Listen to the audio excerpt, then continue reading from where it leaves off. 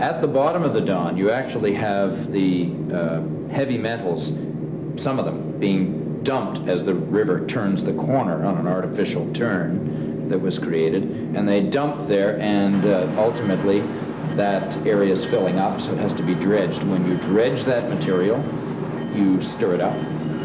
As a result, some of it goes out into the lake.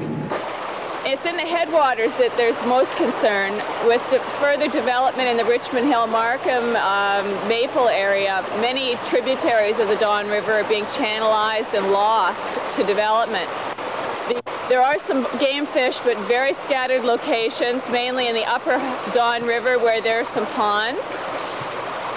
Otherwise, the lower end of the river has none of the diversity that it once had because of the Keating Channel. It used to be a marsh in that end of the river, and now it's nothing but an engineered channel.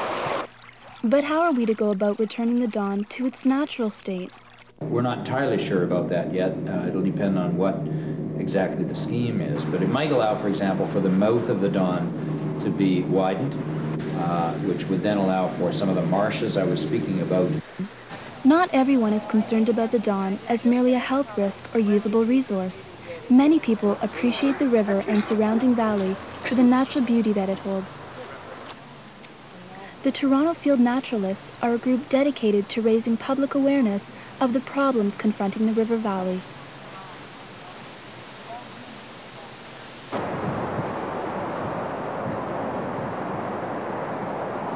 Helen Jehola of the Toronto Field Naturalists.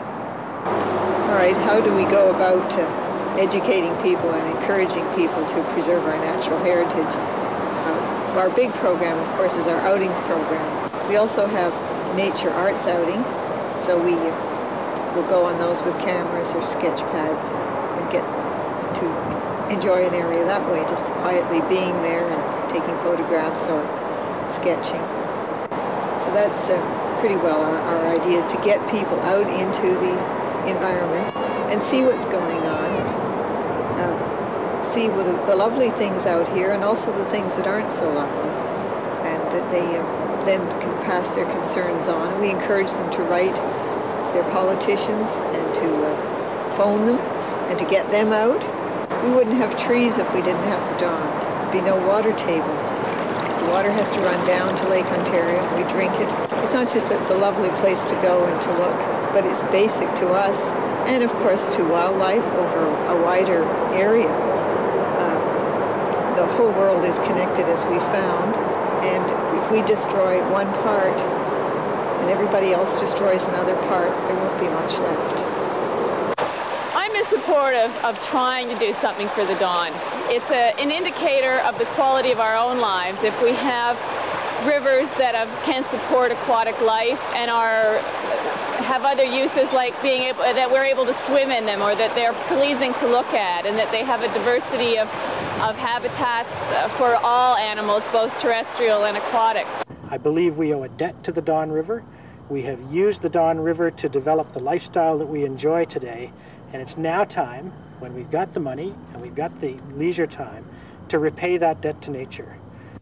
I suppose in terms of what I'd like to see for the future of the Don, it would be best captured by an image that I saw when I was down at the Don fairly recently. There are some places where you can look up that river, believe it or not, and see beautiful trees overhanging the river, and if the light's coming off it the right way, it looks clean.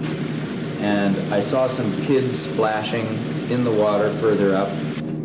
I would like for that to be able to happen safely and with the complete support of everybody from the City Council to the Department of Public Health, and that perhaps even ultimately the water in the Don River would be drinkable again, and that the full species range that was in that river at one time could be restored. Is that an ideal or idealistic scenario? Obviously it is, but that's not to say we shouldn't try to pursue it, because if we can't clean up our own river in the center of our own city, do we really have that much hope of being able to clean up the planet? I don't think so. So we'd better get on with it.